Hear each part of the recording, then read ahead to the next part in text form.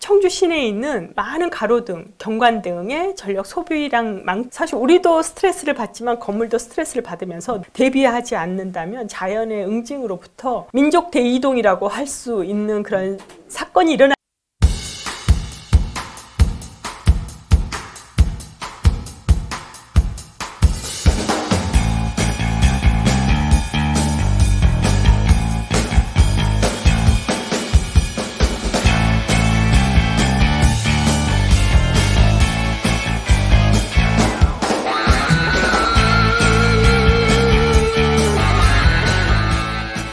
방금 소개받은 명지대학교 건축대학의 이명주 교수입니다.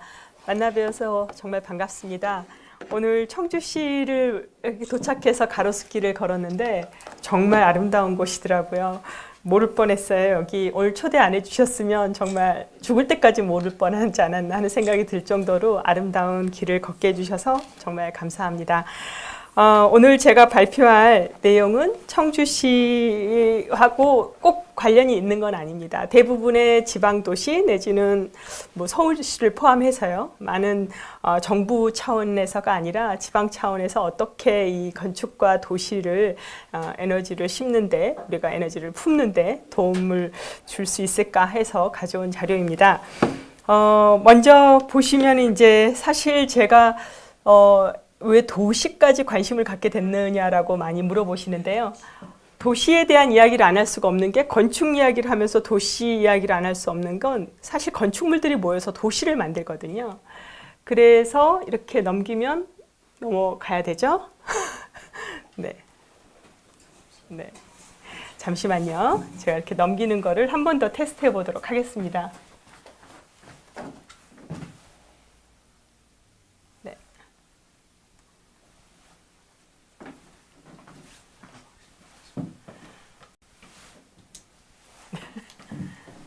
네, 죄송합니다.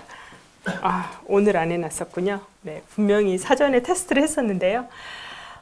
사실 건축물들이 모여 있는 곳이 도시예요. 그런데 전 지구상의 표면적의 3%에 해당하는 면적이 도시의 면적이라고 해요.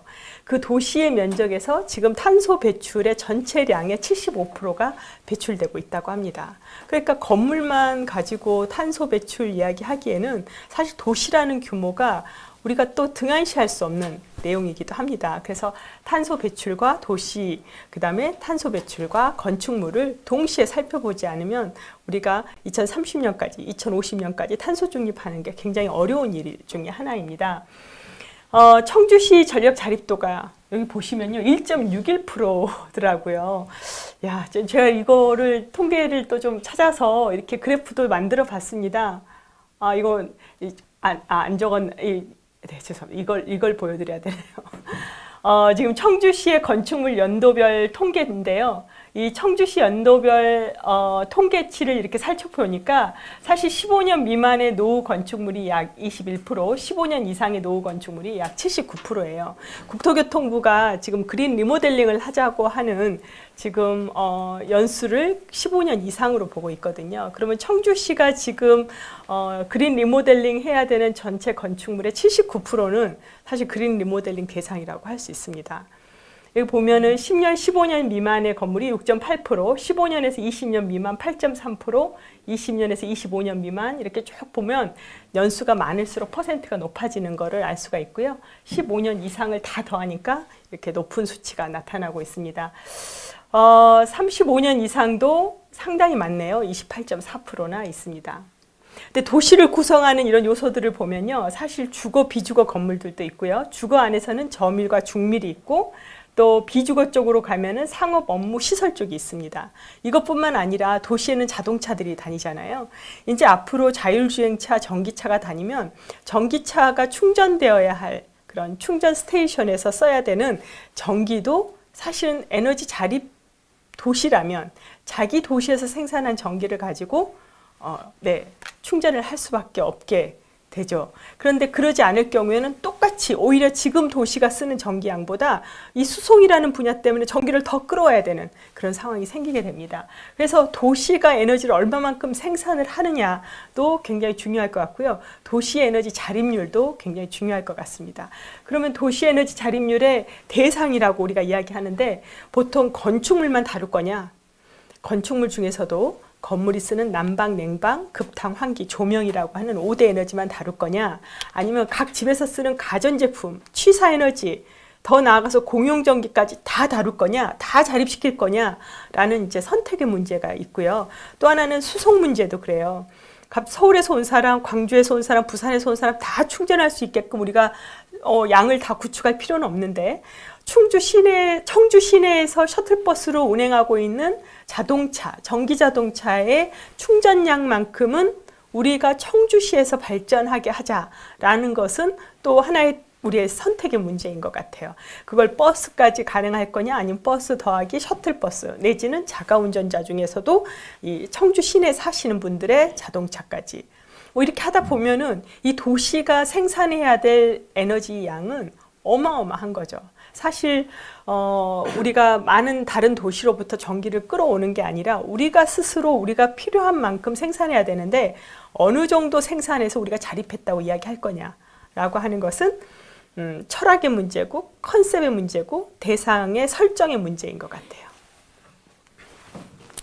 하나 더, 공원, 녹지죠. 공원 녹지에 조명이 있어요. 저녁에는 야경등, 뭐 이런 것들도 우리가 자립시키자라고 한다면 우리 청주 시내에 있는 많은 가로등, 경관등의 전력 소비량만큼은 생산을 해줘야 되고요.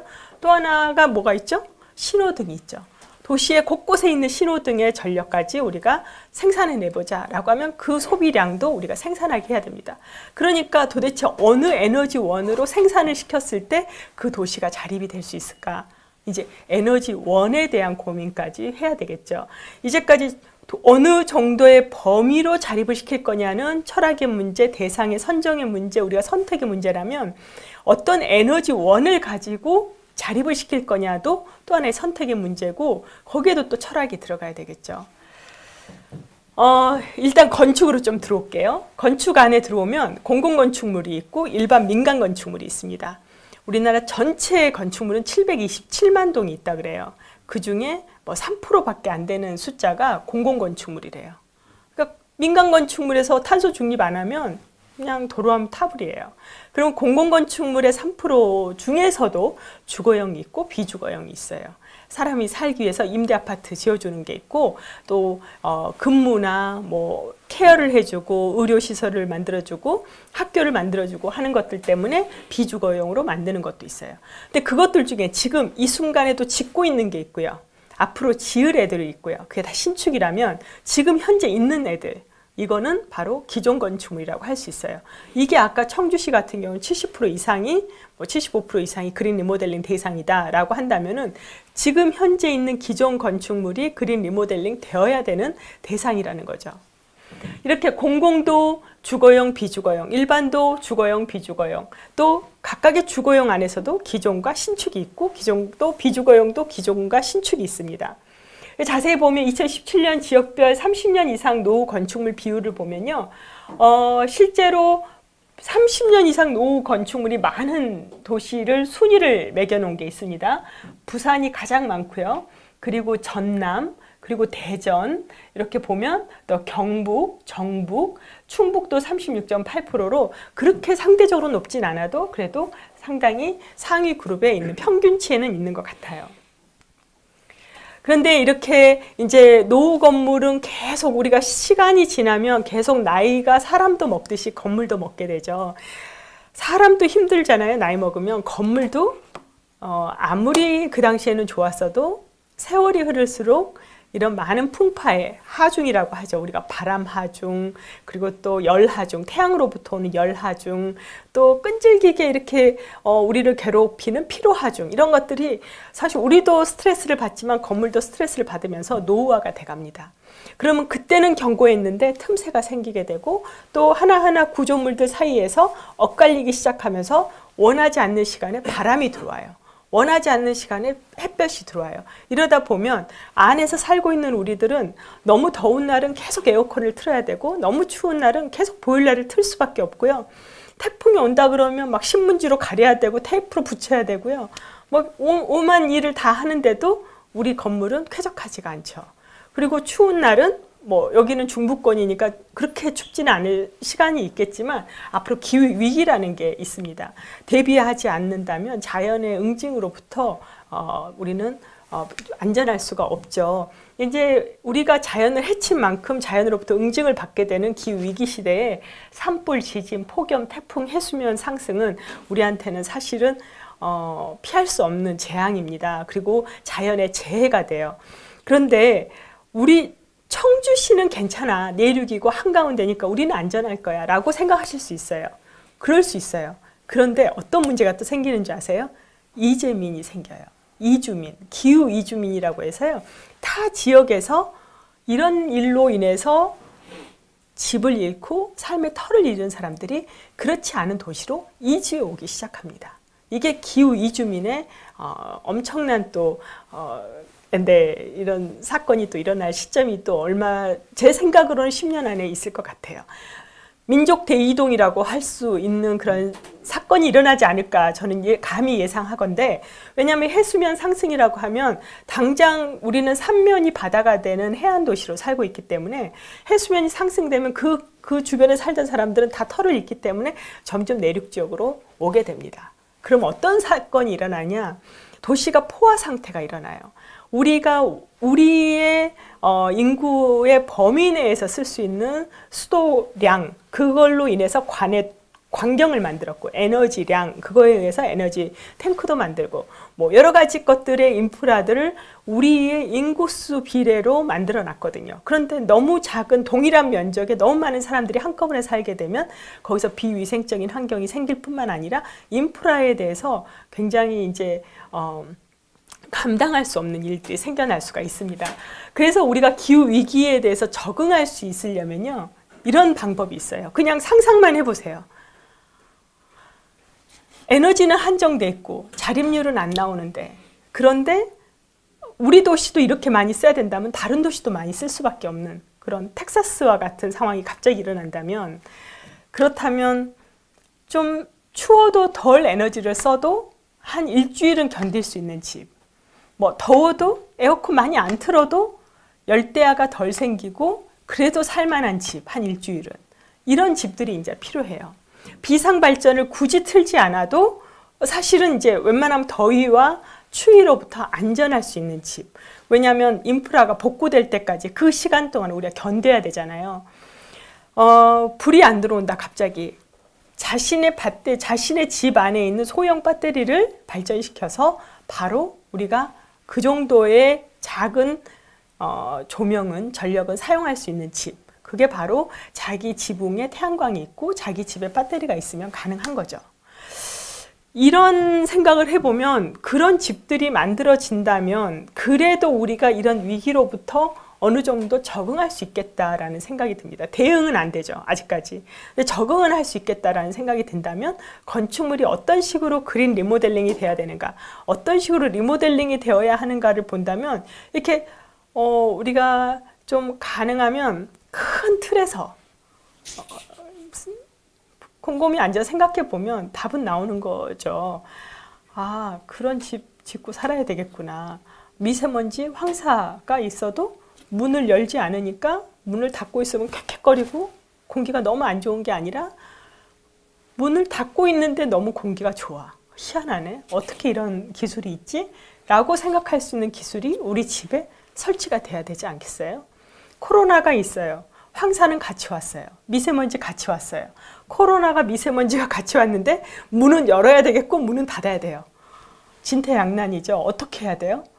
그러면 결국은 문은 닫아놓고 바이러스는 막으면서 환기는 되는 집을 만들지 않으면 우리는 적응해서 살 수가 없다는 거예요.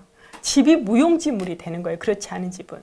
그러니까 경로당도 닫고 어린이집도 닫고 학교도 닫고 다 닫잖아요. 회사에도 오지 말고 집에만 있으래요. 집이 제일 안전하냐? 집도 마찬가지인데 집에만 있으래요. 그 이유는 뭔지 아세요? 집에서는 대인관계를 안 하잖아요. 그러니까 너만 병 걸렸으면 너만 병 걸려 있고, 그래도 너 혼자 양성이면 너 혼자 양성이고, 너 혼자 음성이면 너 혼자 음성이고, 어쨌든 격리를 시킨다는 측면에서 집에 넣어놓은 거지 집 자체가 안전한 게 아니라는 거예요. 코로나는 왔고요. 우리는 매번 온도 체크하고요. 우리의 몸을 빨주노초 파남보 이 색깔별로 모든 온도를 다 재고 있어요.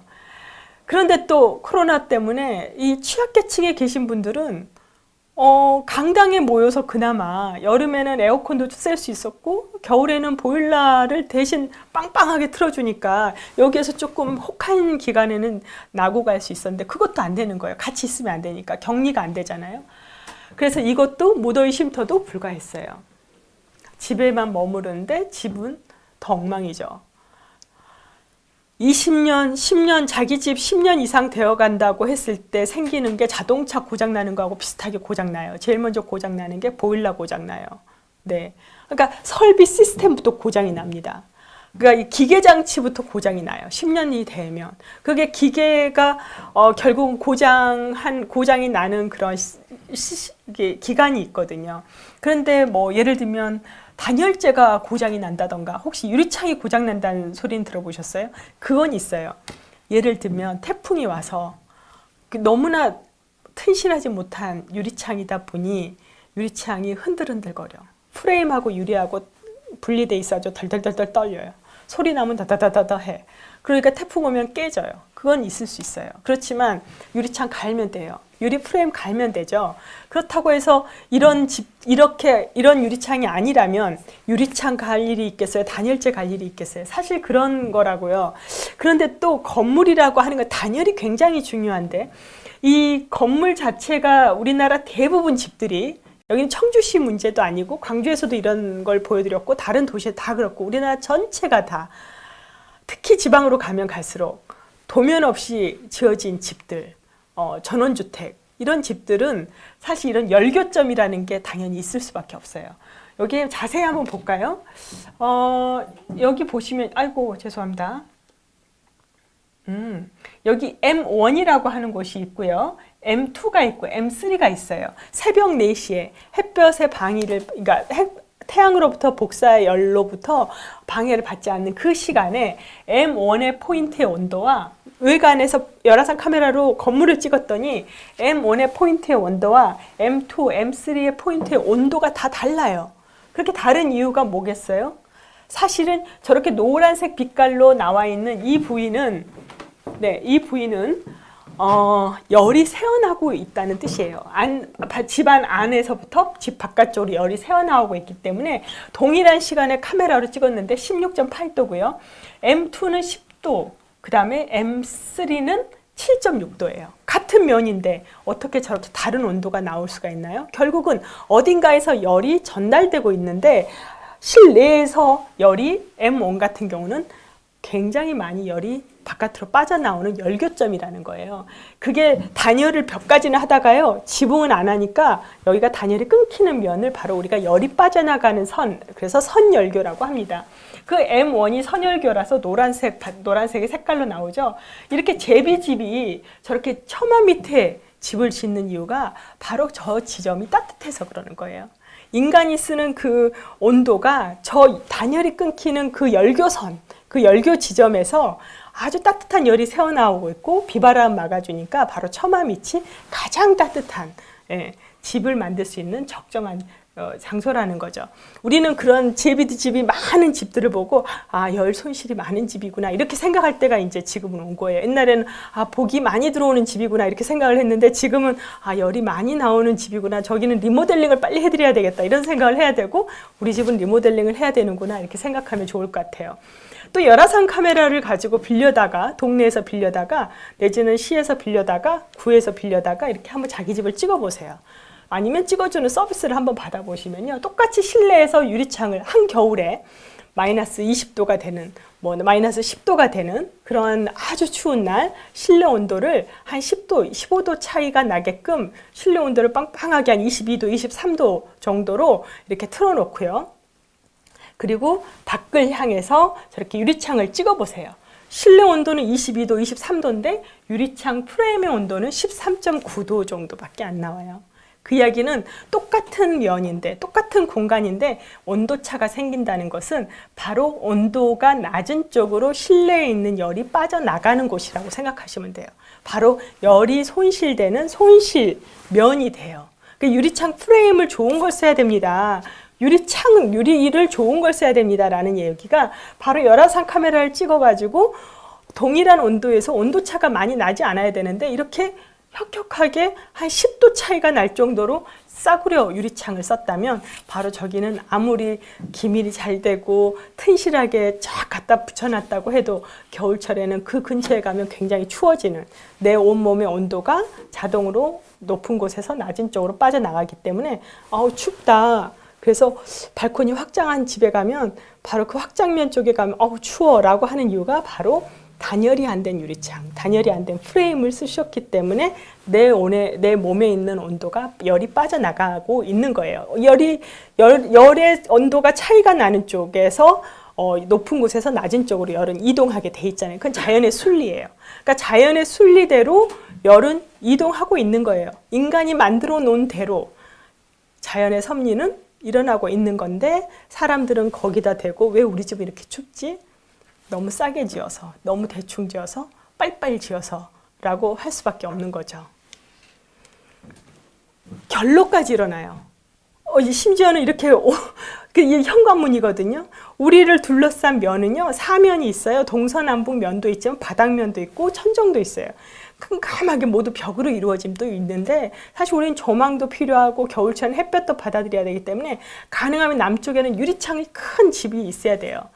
여름에는 그 큰 유리창을 또 닫아야 돼요. 그래서 덧문이라는 게 필요하죠.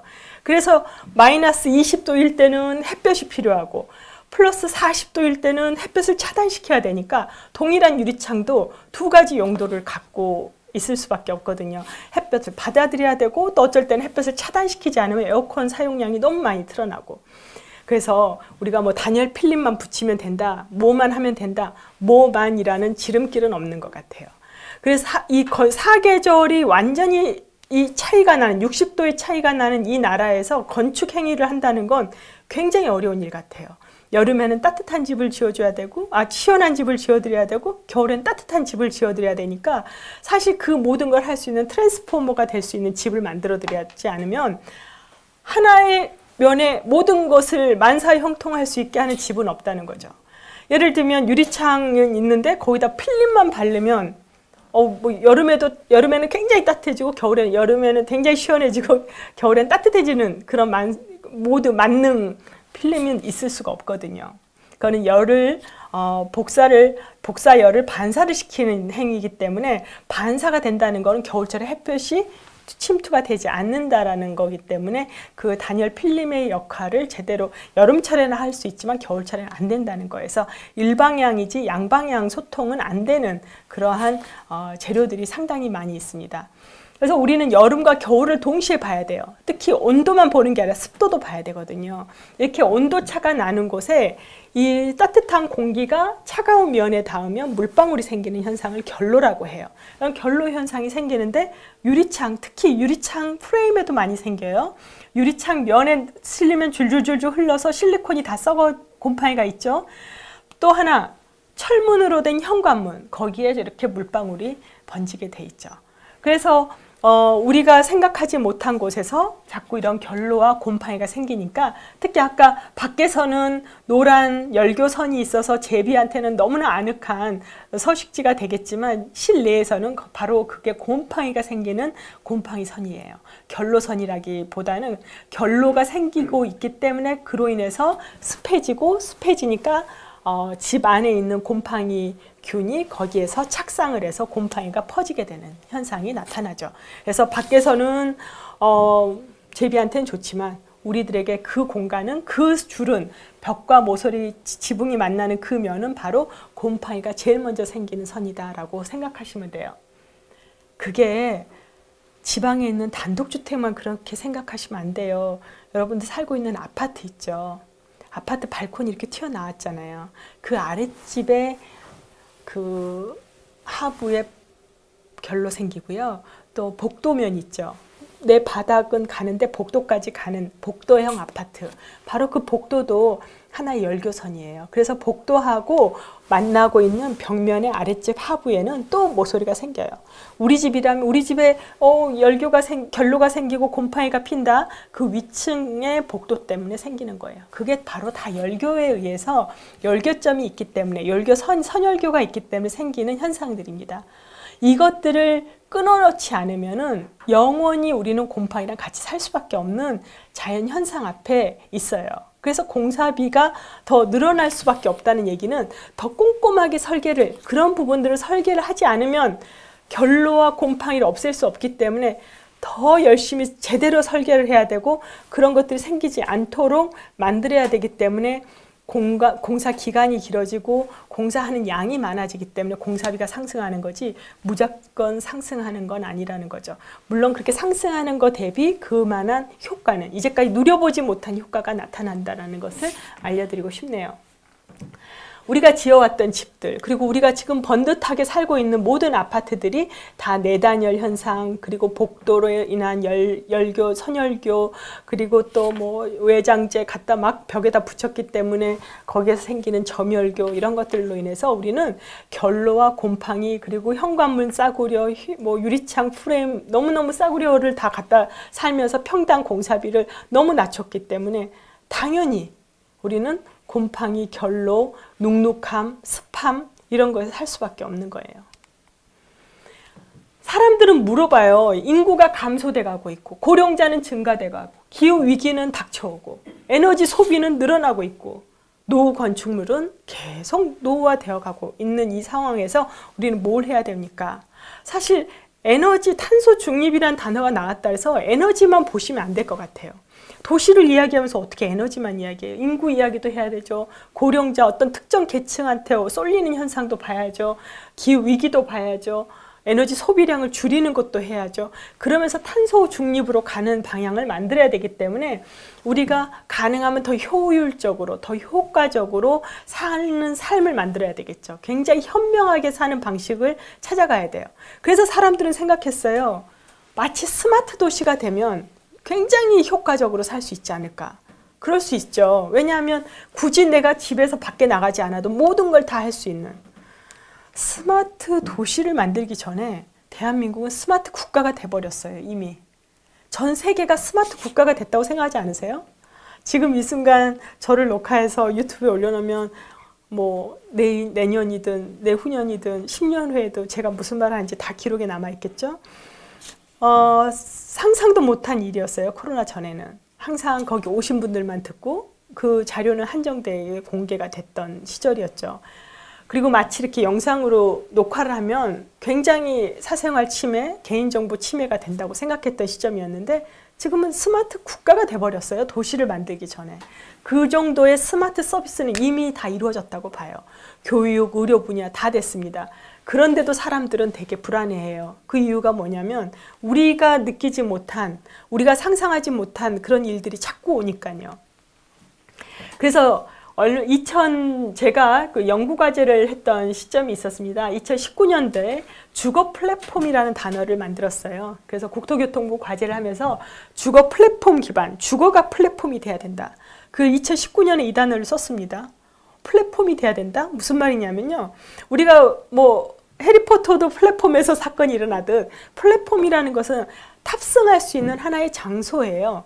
이런 플랫폼이라고 하는 곳에 가야지만이 새로운 길로 새로운 열차를 타고 새로운 목적지로 갈 수가 있는데요.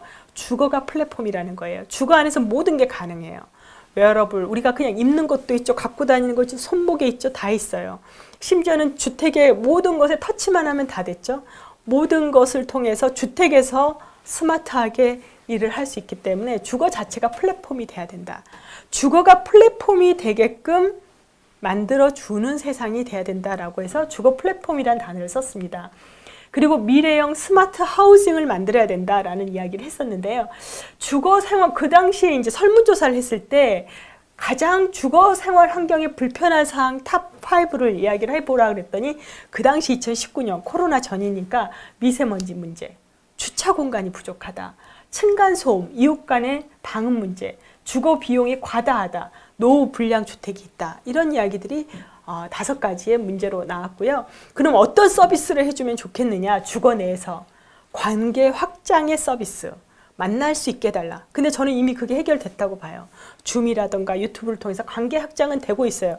그게 비대면일 뿐이죠. 정말 오히려 오프라인에서 만나는 시간대 그 시절보다 지금이 훨씬 더 많은 사람들을 만나고 있지 않나 생각이 들고요.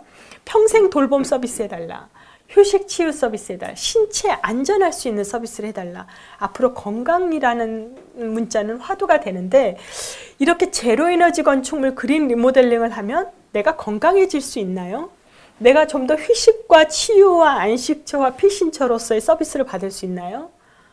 네. 그리고 이 주거 플랫폼이라고 하는 IT를 여기다 끌어들일 수 있나요? 저는 답을 합니다. 네. 그린 리모델링밖에 답이 없습니다. 지금 있는 건물엔 도저히 안 돼요.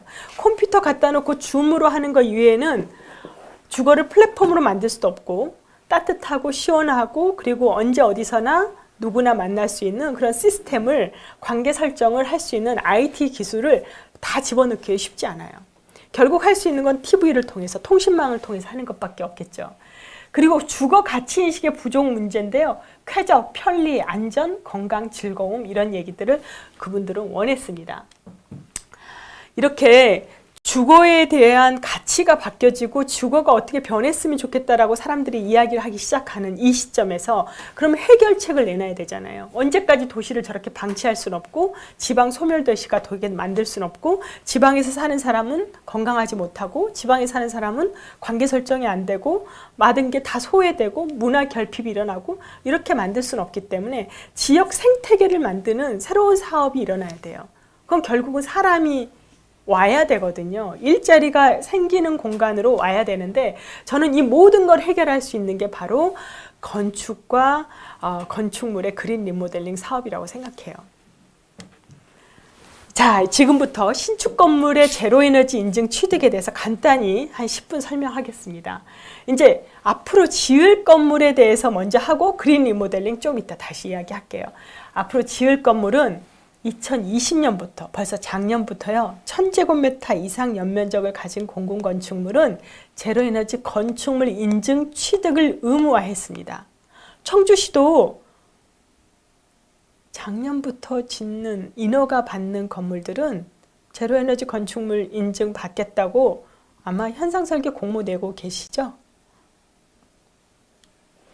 여기서 직접 발주 안 하시는 이과에서는 직접 발주를 해서 행정이 이렇게 또 발주하시는 분이 따로 있을 것 같은데요.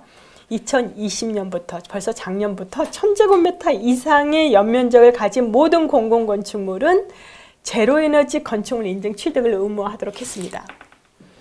근데 이게 단순히 작년 10월 28일 날 탄소중립 선언 때문에 만들어졌느냐? 그건 아니에요. 사실은 그 전으로 올라가는데요. 이거 먼저 이야기를 할게요. 2014년, 15년, 16년, 17년 이렇게 쭉 거슬러 올라오면서 제로에너지 건축물 2025년 의무화, 2017년 패시브 설계 의무화 이런 얘기들을 많이 했었습니다. 이게 로드맵이라는 거예요. 국가에서 로드맵을 세웠는데 문재인 정부 들어오면서 사실은 그게 조금 더 구체화되기 시작해요.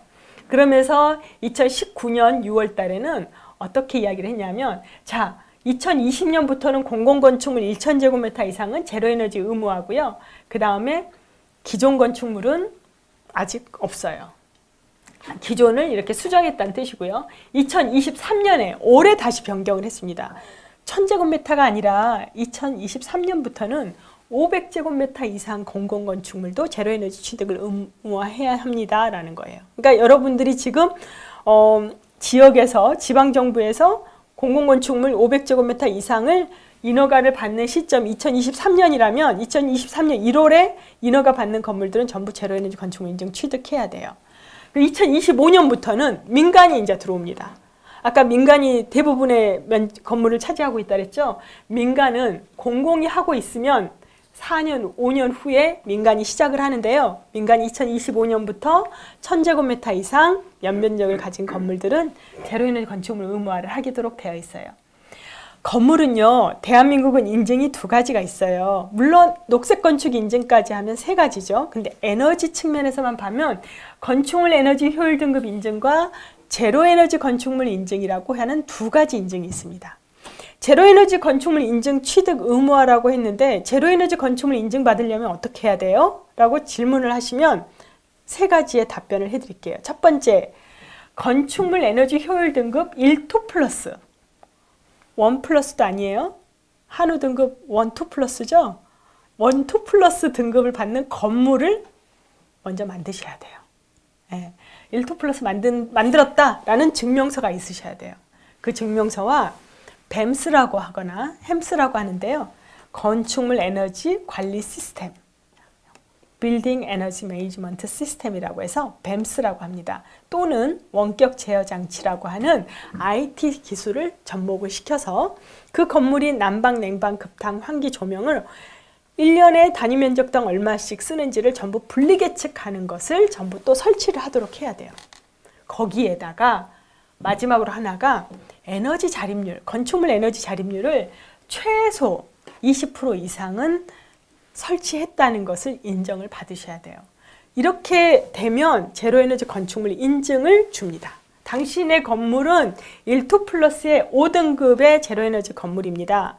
그랬더니 요즘 같은 시기에는 최소 기준 1, 2 플러스의 5등급이니까 우리 시는 1 트리플에 1등급 하나 해보지 뭐. 이렇게 과감하게 이야기하시는 지자체장이 계실 수 있잖아요. 그런 상각에서는 1 트리플에 1등급을 받는 건물을 한번 만들어 보겠다 해서 국내 최초 1 트리플에 1등급 어린이집 청주시에 있다. 이런 이제 홍보가 되는 거죠. 예를 들면 도서관이 있다, 뭐가 있다 이런 식으로 서로 경쟁적으로 국내 최초 1 트리플의 1등급을 만들려고 하는 경쟁이 일어나기 시작합니다. 최소 기준은 1, 2 플러스의 5등급이에요. 자, 패시브 하우스 이런 말 많이 들어보셨죠? 패시브 하우스는요, 독일 패시브 하우스 연구소에서 1990년도에 만든 단어예요. 제 이름이 이명주인 것처럼 굉장히 고유한 단어예요. 이런 건물을 패시브 하우스라고 하자라고 해서 조건을 줬어요. 어떤 건물이냐면요. 모든 건물이 다 조금 단열재 조금 붙이고 유리창 좀 좋은 거 했고 뭐 했다고 패시브 하우스가 아니라 이 정도의 조건을 만족하면 우리가 그 아이를 패시브 하우스라고 부르자라고 되어 있는 정의를 한번 말씀드릴게요. 날씨가 추우나 더우나 설비 않고 하면 보일러를 설치하지 않고 오로지 열회수용 환기장치 하나만 가지고 겨울철에는 포스트 히팅, 막판에 신선한 공기가 나갈 때 열을 가해줘서 집안을 따뜻하게 공기식으로 따뜻하게 해주거나 여름철에는 신선한 공기를 보내면서 약간 차갑게 해서 에어컨 역할을 하도록 해서 다시 말하면 특별한 설비 장치를 하지 않고도 여름철과 겨울철에 열의 수용 환기장치 한 대만 가지고도 포스트 쿨링과 포스트 히팅만 가지고도 사계절을 날 수 있는 주택. 그런데 너무나 열적 쾌적감이 우수한 주택. 너무나 쾌적하다는 얘기예요. 온도적으로 따뜻하고 시원한 주택이다.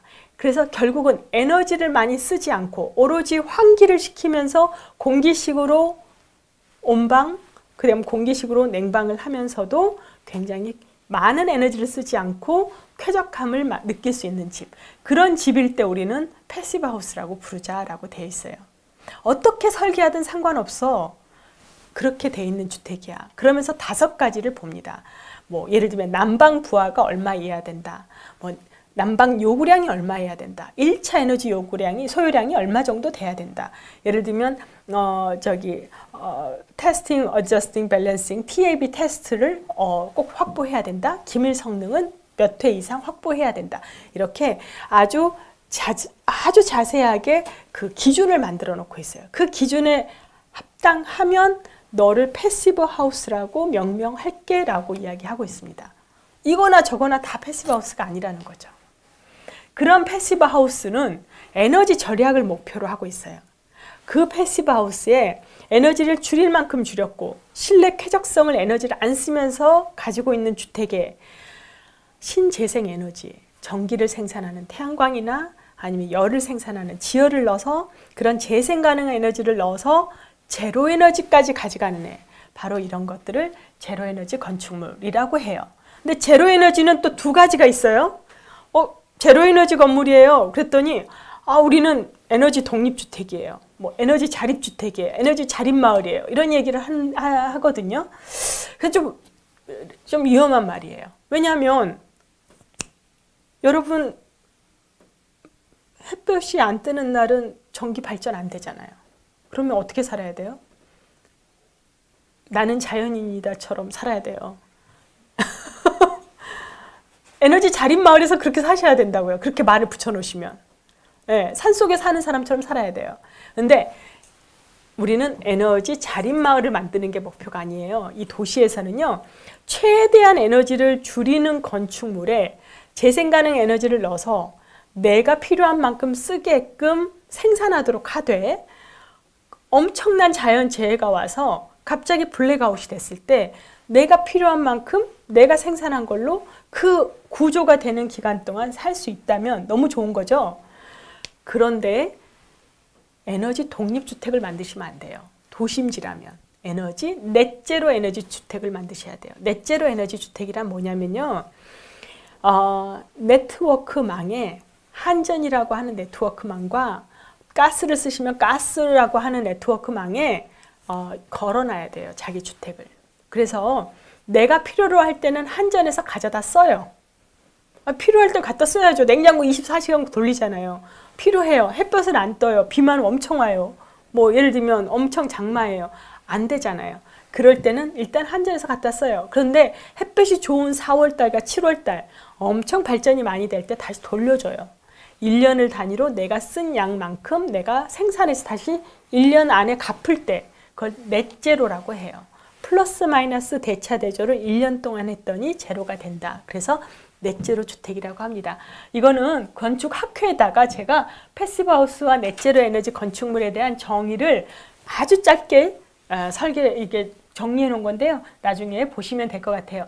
여기서 중요한 말은 뭐냐면요, 패시브하우스를 만들려면 결국은 단열도 잘해야 되고 기밀도 잘해야 되고, 남쪽으로는 유리창이 커야 되지만 북쪽으로는 유리창이 작아야 되고, 여름에는 햇볕을 차단해야 되니까 외부 블라인드나 차양이 있어야 되고, 겨울철에는 또 활짝 열려줘야 되고, 이러다 보니까 건축물 외관의 디자인에 많은 지장을 줘요.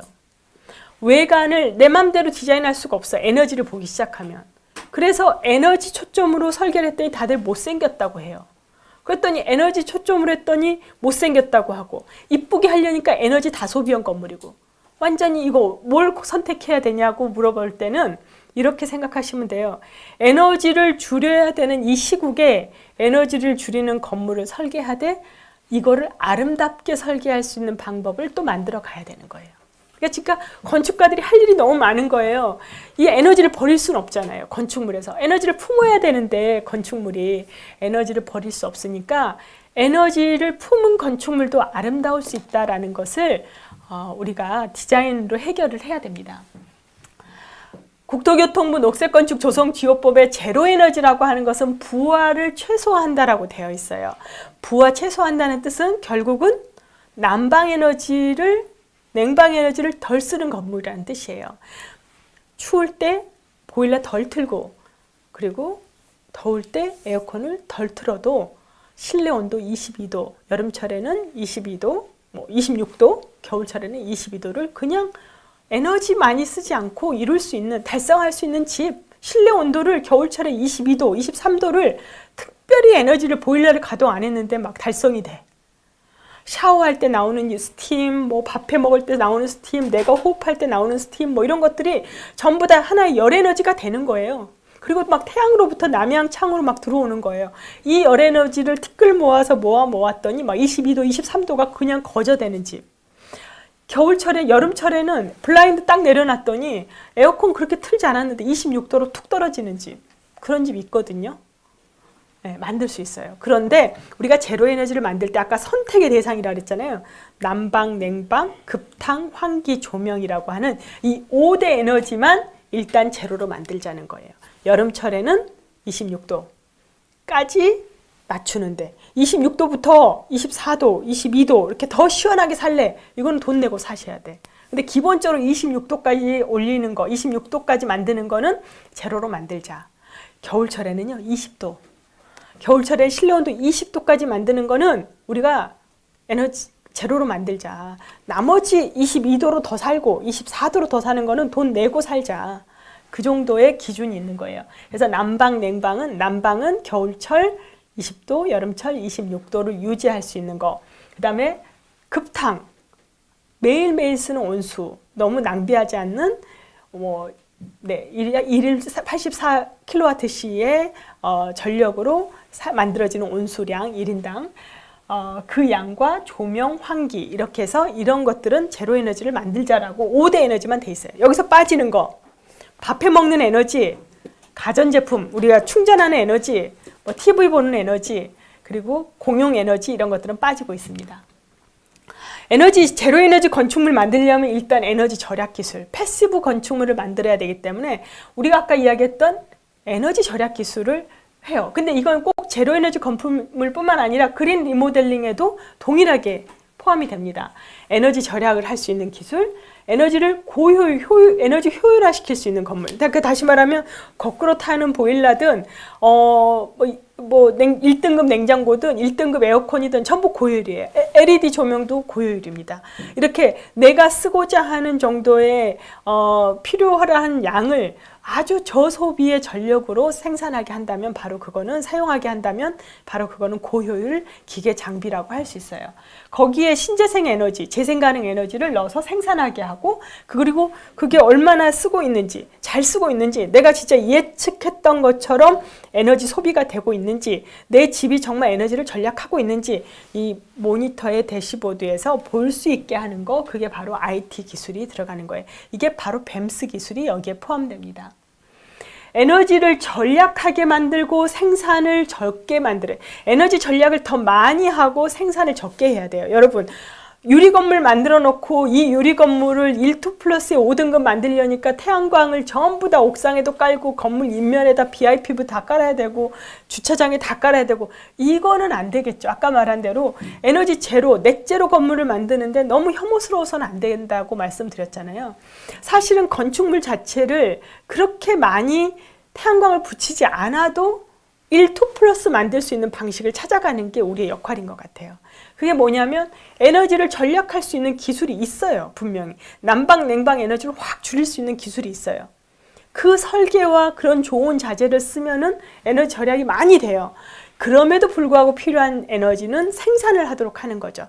그럴 때 정말 아름다운 태양광 전지판, 정말 적절한 태양광 전지판의 설치 위치, 이런 것들이 전체 건축물의 외관을 오히려 더 유니크하게 만드는 디자인, 이런 것들을 이야기한다면 오히려 제로 에너지를 만드는 데 의의가 있는 거죠. 건축물은 에너지 절약이 가장 중요하다는데 에너지는 건축물 외피를 어떻게 만드느냐에 따라서 줄일 수가 있어요. 에너지를 줄이는 방법은 건축물 외피. 사람의 피부는 제1의 피부예요. 옷은 제2의 피부라고 해요.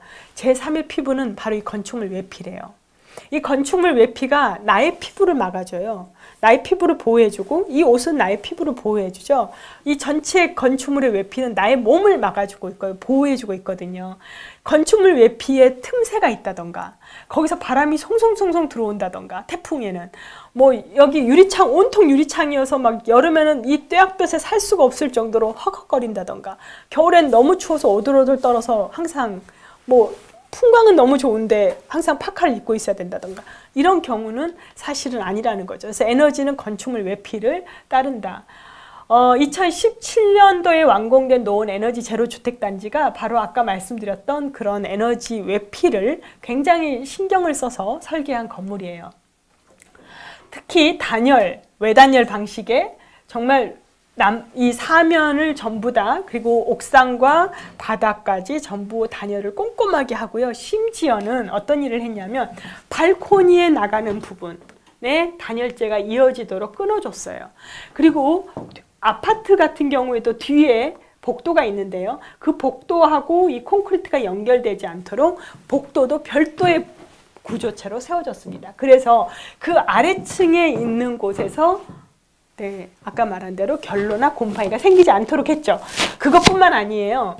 창호나 창문 전부 다 굉장히 열 단열 성능과 기밀 성능이 좋은 유리창을 썼고요. 그리고 틈새가 없도록 설계를 아주 꼼꼼하게 했습니다. 더더군다나 열애 수용 환기 장치라고 하는 장치를 사용해서 미세먼지 황사가 있는 날 그냥 문 닫아 놓고 이 환기 장치만 돌림으로 인해서 네, 모든 필터링이 가능하도록 헤파 필터가 달려있는 열애 수용 환기 장치를 달았어요. 여름철에는 아까 포스트 쿨링이라고 말씀드렸는데 아파트 같은 경우는요, 오히려 여기에 냉수 코일을 돌려서 이 환기가 된 신선한 공기가 실내에 들어가기 직전에 바로 차갑게 만들어줘서 에어컨을 별도로 그렇게 막 체질상 에어컨이 필요로 한 집이 아니어도 실제로 그 냉방 기운만 가지고도 26도를 만드는 집들도 평균 이상으로 많이 있습니다. 이렇게 121세대의 건물을 에너지 절약 기술로 60.3%를 2009년 대비 줄였고요. 온전히 태양광 지열 이런 거 없이 온전히 설계와 좋은 자재만 가지고, 그리고 고열 설비 기술로 29.2%를 더 절감하고, 그리고 나서 태양광과 지열 히트펌프를 가지고 자립을 시켜서 91.2%를 실제로 2년 동안 실측 데이터 가지고 자립률을 계산해 보니까 91.2%의 자립률을 받게 됐어요.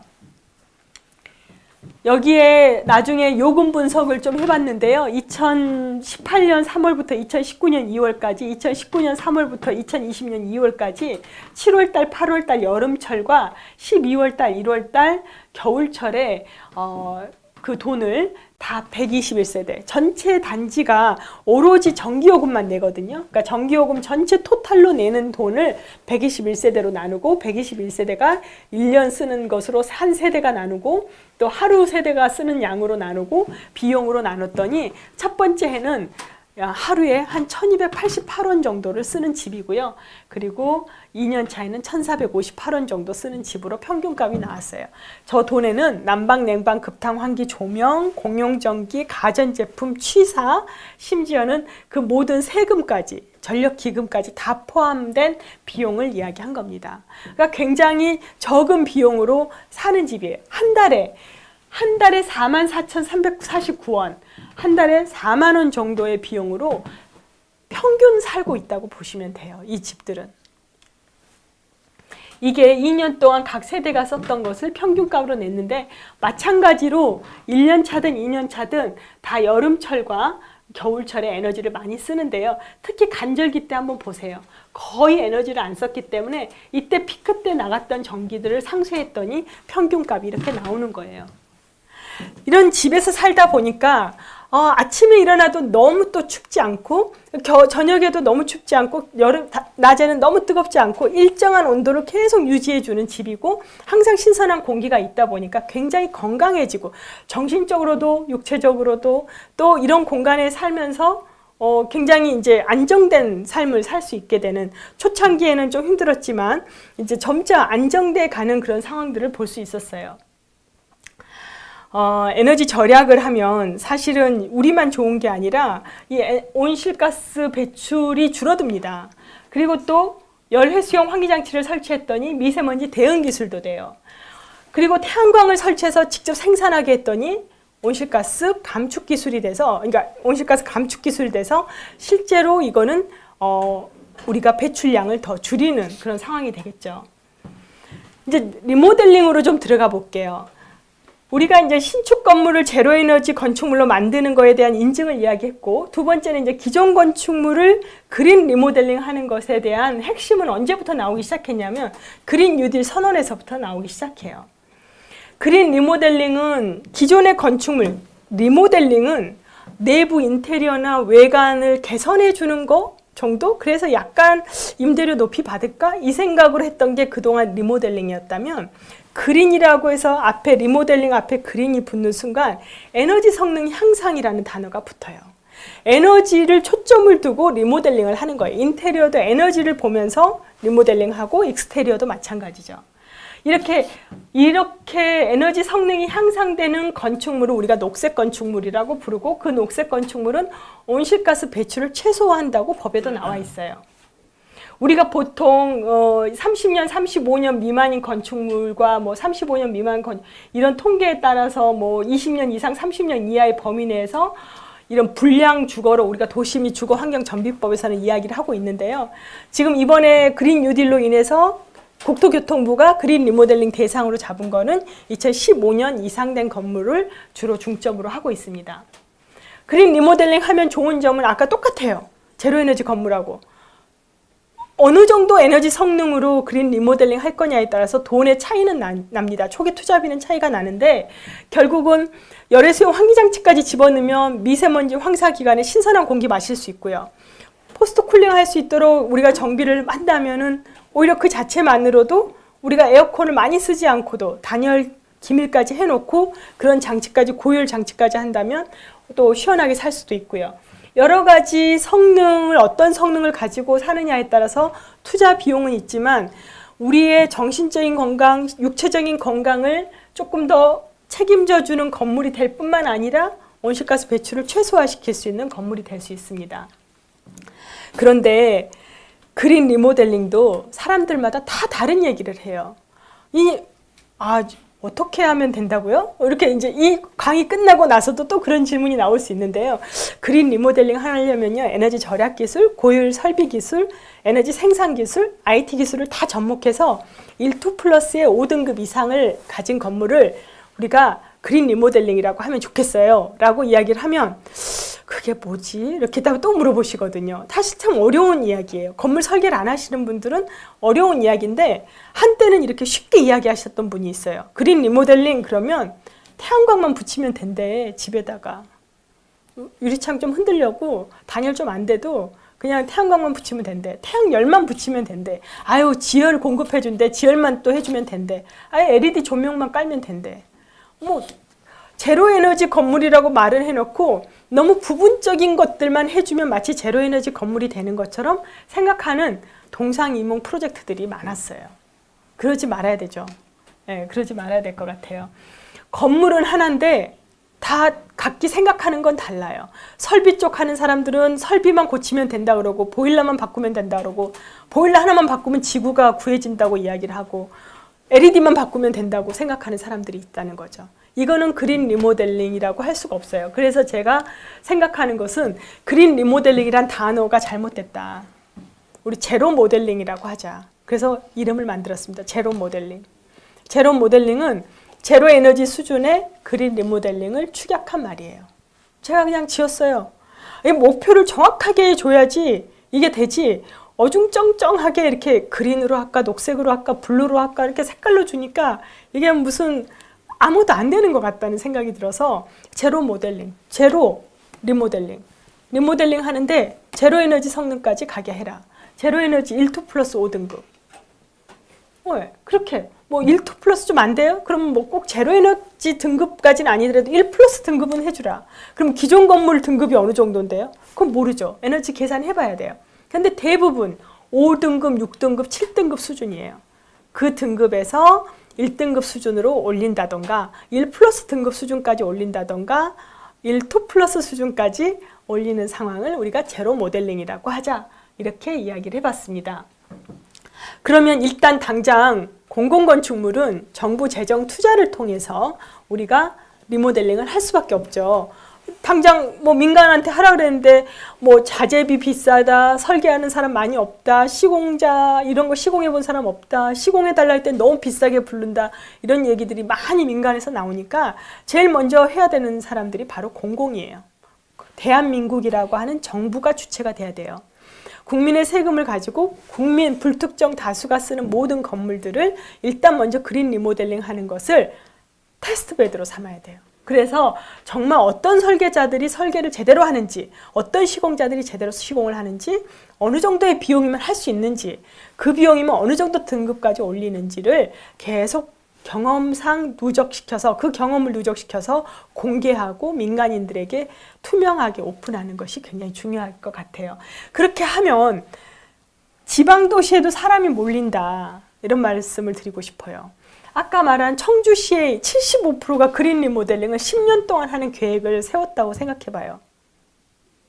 청주시 건물을 75%를 10년은 좀 너무 짧은가요? 20년?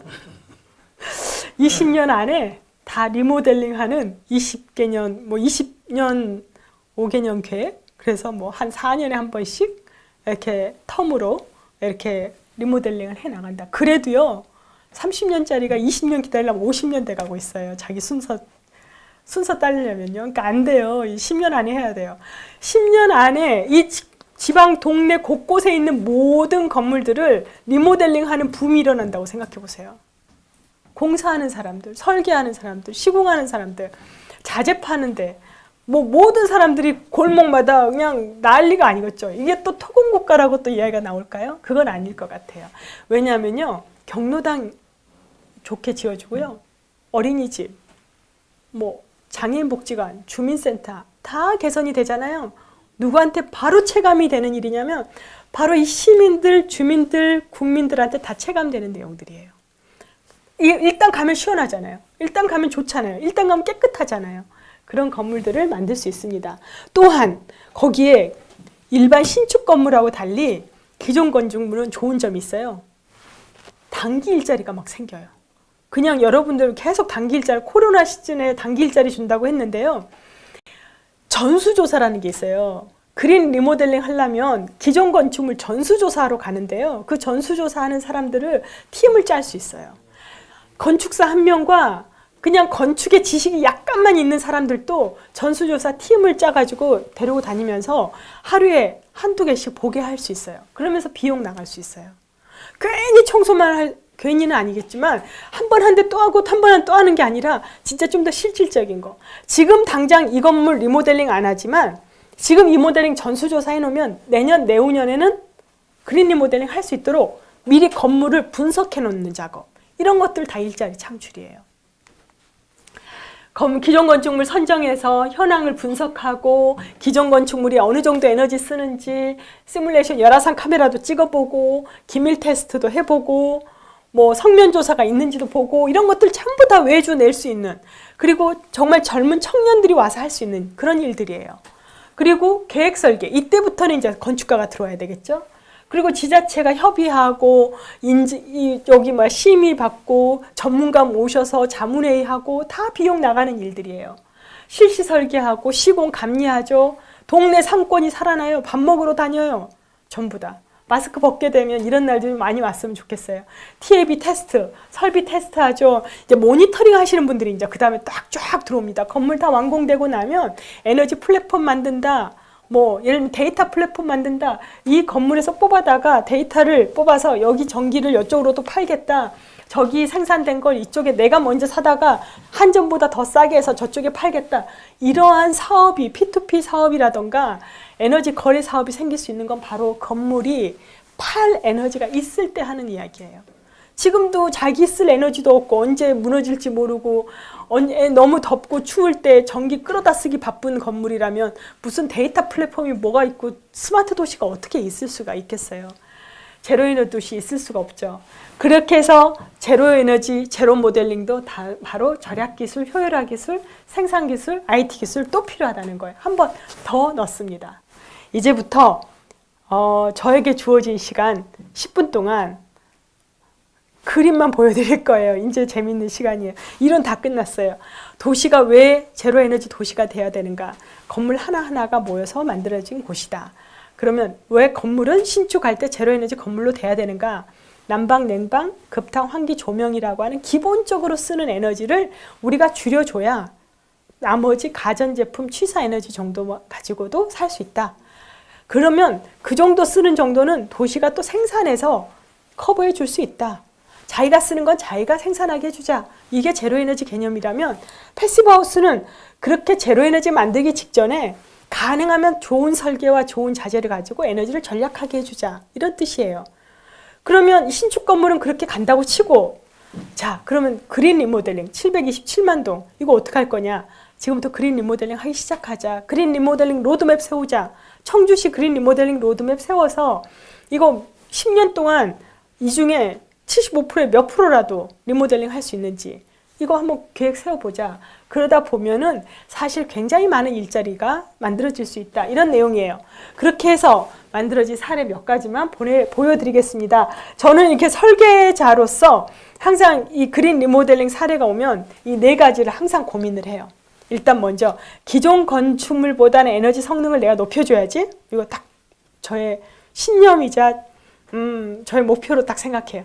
어느 정도로 높일까? 건축주를 되게 가서 부탁해서 1, 2 플러스는 받자고 1, 2 플러스는 받게 좀 비용 좀 달라고 좀 부탁 좀 해볼까? 뭐 이렇게 고민까지도 해봅니다. 물론 안 되는 경우가 많죠. 돈은 뭐 하늘에서 떨어지는 게 아니니까요. 두 번째, 실내 공기질을 항상 쾌적하게 만들어 드리자. 내가 설계를 할 때 내 디테일과 내가 쓰는 자료를 어떻게 구법을 통해 가지고 설계를 해서 공기가 나가지도 들어오지도 않게 밀폐를 시켜놓은 다음에 내가 필요한 공기는 내가 기계장치를 통해서 환기장치를 통해서 제어하도록 하자. 그렇게 되면 내 실내 공기질도 굉장히 좋아질 수 있을 것 같다. 저 물 한 잔 마셔도 돼요? 네.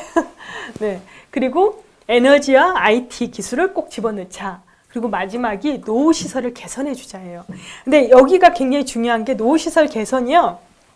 괜찮습니다. 주세요. 네, 감사합니다. 노후시설 개선은요. 이거 누가 쓸 거지? 누가 쓰는데 내가 어떻게 고쳐주면 좋을까? 이왕 한번 고칠 거 이용하는 사람들한테 좋게 고치고 싶다. 이런 생각이 항상 들어요. 그래서 노후시설 개선할 때는 저렇게 모여서 같이 회의해야 돼요. 이용자분들한테. 그래서 디자인합니다. 에너지를 디자인하라. 요즘 제가 밀고 있는 멘트예요. 에너지를 디자인하라. 여러분 스마트 서비스는 몸에 배이는 거잖아요. 정말 허리를 굽혀야 정말 그 서비스가 정말 좋았다라고 이야기를 하는 것처럼 보여줘야 되듯이 에너지도 보여줘야 돼요. 그래야 에너지를 줄이고 싶다는 생각도 들거든요. 단지 고지서에만 2만 원, 5만 원, 7만 원 이렇게 나오는 게 아니라요. 에너지를 줄이려고 얼마나 노력했는지가 건물 곳곳에서 보여지면 좋겠어요. 자, 그래서 에너지가 보여지도록 하기 위해서 이런 포천에 아주 이런 경로당 많아요. 지방에 가면 이런 경로당 되게 많죠. 1층짜리 작은 경로당. 이거 딱 왔는데 제일 먼저 한 거는요. 여기 위에 지붕 날렸어요. 여기 계단 잘랐어요. 이게 다 열교예요. 얘 때문에 이 앞 계속 결로가 생겨요. 안쪽에서. 습기가 차요. 얘 다 잘랐어요. 얘 위에 날렸어요. 그렇게 하고 리모델링을 하기 시작합니다. 그래서 이 빨간색 벽돌 앞에다가 단열재를 덧붙이고 마감재를 덧붙이기 시작해요. 그리고 할아버지 할머니들한테 여쭤봤더니 문만 열어놓으면 비 오면은 막 비가 들이친다 그래가지고 좀 비가 안 들이치게 해달래. 계단으로 올라가는 게 너무 힘들다고 좀 램프 좀 해달래요. 그리고 사람이 누가 오는지 좀 볼 수 있게 해달래요. 할머니 할아버지들 말씀하시는 게 물론 저도 나이 먹으면 그렇게 똑같이 이야기할 것 같은데 그분들이 원하는 건 에너지가 아니라 정말 들어가는 진출입 그리고 햇볕이 많이 들어오지 않은데 비도 들어오지 않은 근데 그렇다고 해서 또 따뜻하지 않으면 안 돼. 문은 또 열어놔야 되는데 사람이 누가 오나 봐야 되는데 문은 안 열고 싶어. 이럴 때도 있잖아요. 이 모든 걸 해결해 드리는 디자인을 했습니다. 바로 이거예요. 여기 보세요. 유리창을 어디를 나눴냐면 이 부분을 나눠서 이 부분을 열게 해드렸어요. 이 부분 여는 똑같은 위치에 바로 이게 보여요. 이렇게 보여요. 안쪽에서. 이 문을 열잖아요. 햇볕이 들어오지 바람이 들어오지 않도록 비가 내리지 않도록 앞에 덧대드렸어요. 램프 놔드렸어요. 저쪽으로 계단 만들었어요. 계단 잘랐어요. 디자인을 이렇게 하고 바람은 통하고 햇볕도 들어오게 했어요. 여름철에 문 열어놓으면 이 루버로 바람은 통하게 해놨어요. 네, 이렇게 해놨더니 500점 만점에 500점을 받았어요. 한 문항당 100점짜리인데 경기도의 프로젝트였어요. 2010년도 넘었는 것 같아요. 포천에 있는 경로당 프로젝트였고요. 이거 옆에서 보면 이렇게 되어있습니다. 다 열교 시뮬레이션을 통해 가지고 어떻게 디테일을 해줬을 때 열이 새어나가지 않을까. 이걸 전부 다 설계로 다시 했고요. 저 위에 옥상에 보시면 태양광 전지판도 별도로 설치를 했습니다. 두 번째는 공릉동 보건지소예요. 공릉동 보건지소는 3층 건물의 지하는 거의 썩어 있었던 그런 건물이에요. 한 35년 됐는데요. 1980년도에 지어진 건물인데 2015년에 리모델링이 됐습니다. 이제 이 건물은 공릉동 보건지소에서 1, 2+ 등급 수준이에요. 그 당시에 2015년에 이런 인증제도가 없었기 때문에 받진 않았는데 상은 정말 많이 받았죠. 이것도 사실은 여기 외부 블라인드가요. 예, 이게 태양광 전지판이에요. 근데 서양이에요, 여기가. 도로변이 서양이야. 햇볕은 들어오는데 햇볕은 막아야 되겠고, 좀 미래 건축처럼 좀 세련됐으면 좋겠고, 그런데 바람은 통했으면 좋겠고, 이 모든 걸 해결하기 위해서 빵빵이 펀칭 패널에다가 태양광 전지판을 설치하고, 바람은 빵빵이 펀칭 패널을 통해서 바람은 통과하되 햇볕은 BIPV 저 패널로 막고 그러면서 전기도 생산되는 이미지를 보여주되 실제로 전기가 생산되는 곳은 바로 옥상입니다. 이 남쪽에 있는 이 사선면에 태양광을 별도로 건물 일체형으로 설치를 했어요. 그러면서 보건지소로 사용하니까 할아버지 할머니들 다시 여기에 다닐 수 있도록 엘리베이터를 더 넣어드렸고요. 여기 지하가 다 썩어 있기 때문에 썬큰을 만들어서 햇볕과 바람이 들어가게 만들었어요. 지하에도. 썩어 있던 지하를 전부 드러내고 거기를 햇볕과 바람이 들어갈 수 있게 썬큰을 만들고 사람들은 글로 들어가서 저녁에는 이 지하만 오픈할 수 있도록, 네, 지하 문을 딱 닫아버리면 위에는 올라가지 않도록. 그래서 지하는 이 전 지역 주민들이 누구나 미리 예약하면 쓸 수 있도록 별도의 분리된 입구를 만들어 드렸습니다. 네.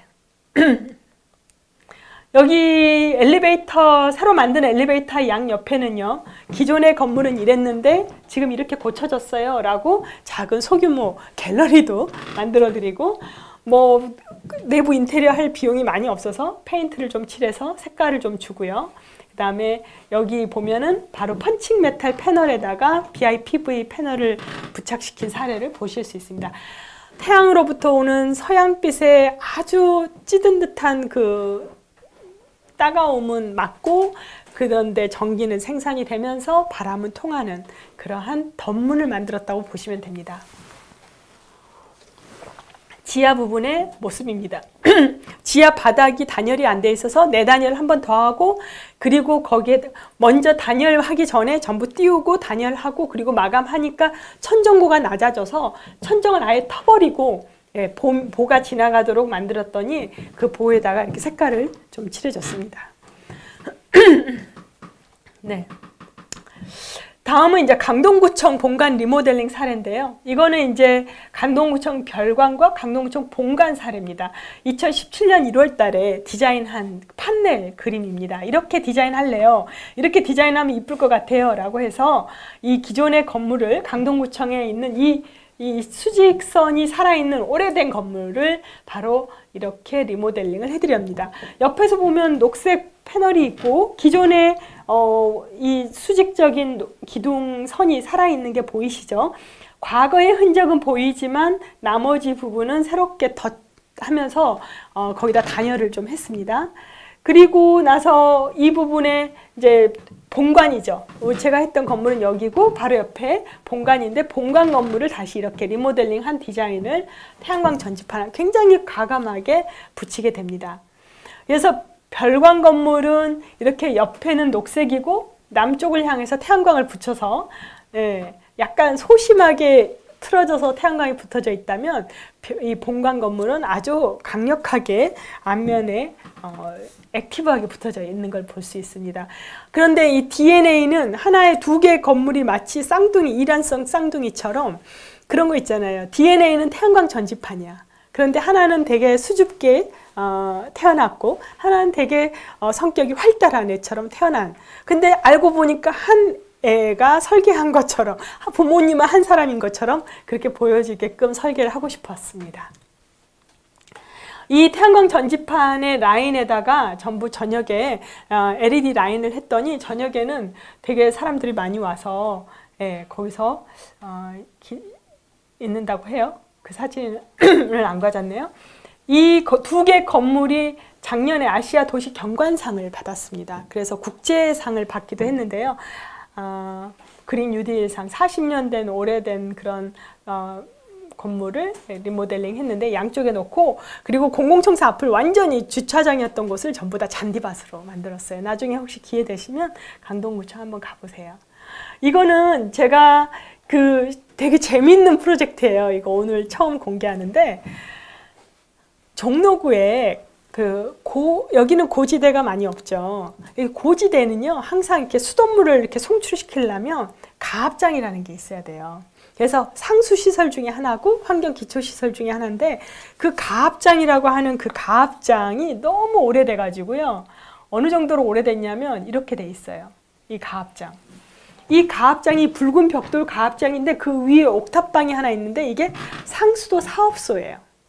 그래서 이 가압장을 지키는 분들이, 근로자분들이 저 위에서 항상 지내야 되는데, 저희가 굉장히 오래된 건물이다 보니까 리모델링을 해야 되는 상황이었죠.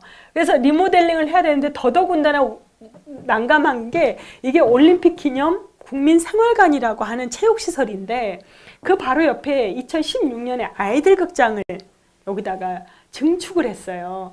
증축을 하고 이 건물은 35년 된 건물이고, 그러니까 이게 92년에 만들어지고, 이건 90년에 만들어지고, 이거는 뭐 예를 들면 87년에 만들어지고, 얘는 지금 2016년에 만들어져서 10년을 단위로 이렇게 계속 새롭게 만들어지는데, 아이들 극장이라고 만들어 놓은 건물 앞에 떡하니 가압장이 있으니까 이거 가압장이 없었으면 너무 좋겠는데, 이 가압장은 3,400가구의 수돗물을 공급하는 굉장히 중요한 그런 또 시설 중에 하나거든요. 그래서 종로구가 오랫동안 저걸 어떻게 처리할까 고민하다가 이제 제가 설계에 당선이 돼서 디자인을 하게 됩니다.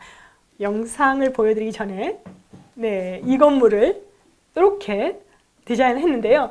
여기 이렇게 내려가는 램프가 보이시죠? 처음에는 이렇게 이 건물 위에만 아이들 놀이공간으로 만들 생각이었는데, 이 옆에 땅까지 같이 이용해서 만들어 달라라는 종로구청장님의 요구가 있으셨어요. 김영종 구청장님 정말 대단하셨던 것 같아요. 저는 상상을 못했어요. 아니, 그 옆에 땅도 많은데 거기까지 같이 설계를 좀 하시지요.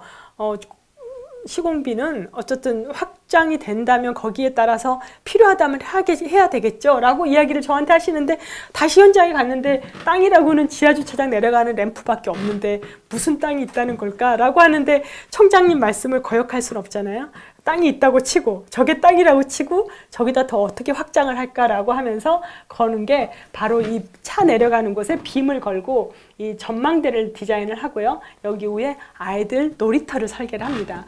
이 큐브 모양으로 디자인하게 된 이유는 바로 이 올림픽 기념생활관의 이 디자인이 전부 다 이 큐브 모양, 정사각형 모양의 디자인이어서 정글짐을 연상을 하면서 디자인을 하게 되죠. 그래서 마치 아이들 극장의 전면부에 있는 아이들 극장 소속의 놀이터처럼 보여지게. 그런데 이 가압장에 있는 그러면 상수도 사무실은 어디 갔어요? 네, 여기 1층에 넣어드렸습니다. 1층에 넣어드리면서 리모델링을 해드렸어요. 그 가압장 안에. 그랬더니 어떤 현상이 일어났냐면, 여기 6등급이었다. 건축물 에너지 효율 등 6등급짜리 상수도 사업소가 1층으로 내려가면서 더 쾌적하게 1등급까지 6개 등급을 상향시키면서요. 난방, 냉방, 환기 에너지가 75% 이상 절감이 됐어요. 그런데 이 골목길이 상당히 노후화되어 있거든요. 그래서 약간 이게 40년, 50년 동안 하나도 변하지 않는 해화동의 해화초등학교 거리인데, 거기를 약간 저녁에는 좀 밝게 해주고 싶어서 야경을 좀 설계를 해봤어요. 근데 그 야경도 전기를 쓰잖아요. 그 전기 쓰는 것을 직접 생산해서 쓰게 하고 싶다라는 생각이 들어서 이렇게 되는 곳에 이렇게 디자인을 하고, 여기 측면에서 봤을 때는 이렇게 디자인을 해서 아이들 극장 들어가는 입구 앞에 계단 쉼터를 좀 만들어주고 싶었고요. 그리고 저녁에는 이렇게 이제 영상 하나 보고 갈까요? 네, 영상 하나 틀어줘 보세요. 아까 제가 드렸던 영상. 네, 제가 아주 짧은 영상인데, 네. 주차장 상부에 빔을 걸어서 수도사업소로 들어가고요.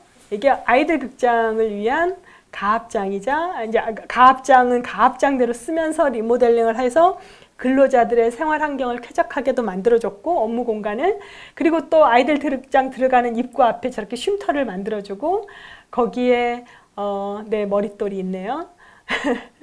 그 아이들 극장의 캐릭터를 또 여기다가 설치를 해주고요. 아이들이 극장 갔다 나오면서 좀 쉬었다가 네, 선생님들하고 같이 대화할 수 있도록 했고요. 아니 괜찮습니다. 네.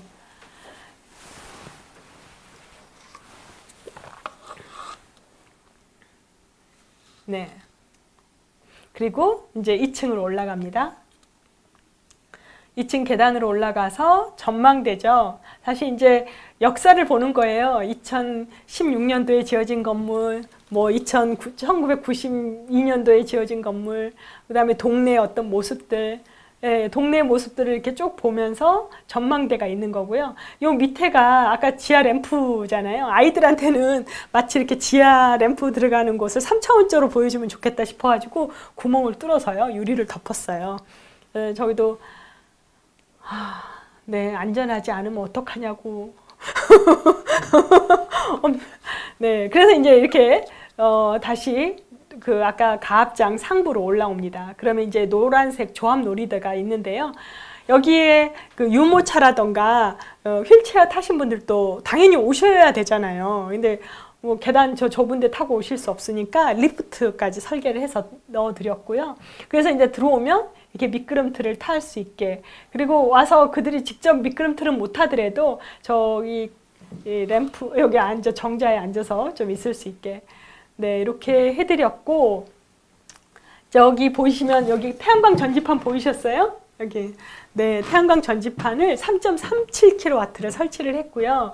그 태양광 3.37kW 설치한 그 건으로 사실은 저녁 시간에 이렇게 불빛이 항상 켜질 수 있도록. 근데 저 3.37kW가 얼마나 대단한 양이냐면요. 3kW라는 뜻이거든요. 3.3kW.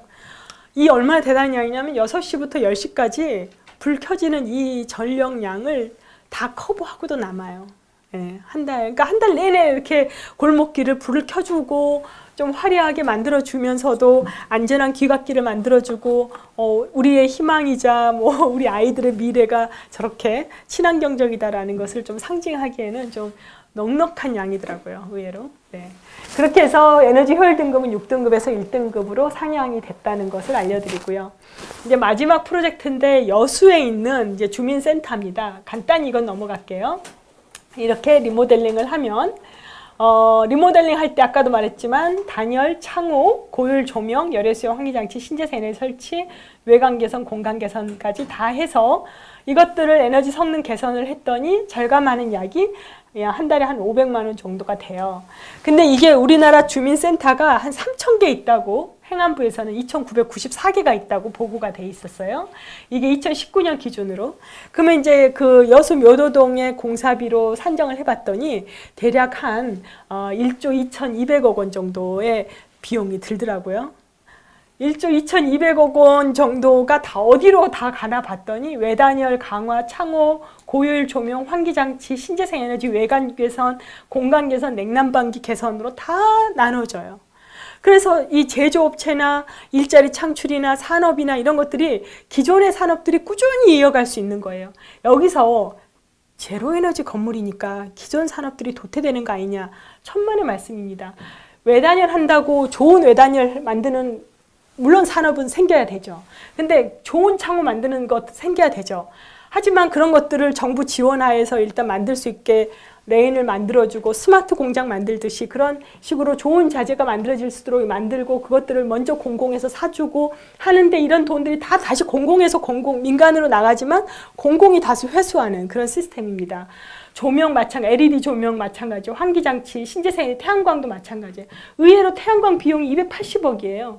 외단열, 창호, 고율 조명, 환기장치, 외관 개선, 기존의 건축물 외관 자재로 다 돈 나가는 거예요. 그러니까 기존에 우리 동네에 사시는 어르신들, 내 삼촌, 뭐 내 아버지, 내 동생, 내 오빠 이런 사람들, 그리고 내 언니, 누나 이런 사람들이 전부 다 관련이 있는 사업들에 다 돈이 쓰여진다는 거죠. 그런 부분들이 바로 낙수 효과이고 분수 효과다. 그래서 공공건축물 그린 리모델링을 빨리 해야 되지 않느냐. 이런 많은 분야가 동시에 발전이 될 수 있다고 생각합니다. 그래서 이제 뭐 제로에너지 건축물과 제로 모델링의 기대 효과는 폭염과 혹한에도 견디는 시설을 확보할 수 있고요. 미세먼지로부터 안전한 피신처를 확보할 수 있고 온실가스 감축 당연히 가능하고요. 제조업과 지식 서비스 분야에 강력한 경제 부양 효과가 만들어지고 장기적으로 봤을 때 사회적 비용이 감소가 됩니다. 보험료, 의료비, 유지관리비 이런 것들이 감소가 되니까 사실 이런 그린 뉴딜 사업, 특히 그린 리모델링 사업은 지방에서 생활 SOC 2.0 사업으로 만들어져야 될 필요가 있어요. 그래서 지방부터 오히려 이런 것들을 만들어 간다면 더 요구한다면 지금 인구 감소로 인해서 자꾸 지방을 탈피하려고 하는 그런 상황들도 좀 막을 수 있을 것 같고요. 또 좋은 일자리도 만들고 그런 좋은 건물이 생기면서 지방 소멸도시의 위험으로부터 최소화될 수 있지 않을까 그런 생각도 합니다. 네, 이상 오늘 발표를 마치도록 하겠습니다. 감사합니다.